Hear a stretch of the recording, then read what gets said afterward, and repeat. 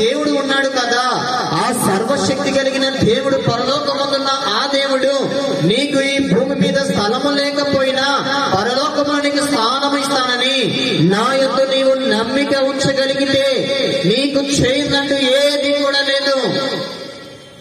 ఆకాశము భూమి గతించిపోయినా గతించింది, వారిద్దరు ఒకటైనా ఒకటే, సూర్యచంద్రులు ఒకటైనా ఒకటే, కానీ నేను మాత్రము నీ యందు నమ్మిక ఉంచి ఉన్నాను. నీవు నా యందు నమ్మిక ఉంచగలిగితే సమస్తము కూడా నీ యందు నేను చేయగలను. భూమి కొరకు, ఆస్తి కొరకు తగాదలు అంటూ విచ్చలవిడిగా సమాజంలో పాడైపోతున్న సమాజం ఏంటంటే, ఒక్క పంట కోసమనో ఆస్తి కొరకనో నిన్ను కాదనో సమాజంలో ఏషతో దేశతో కక్షలతో పాడైపోతున్న ఈ సమాజాన్ని దేవుడు బాగు చేయాలని ఈ భూలోకానికి దేవుడు వచ్చాడు.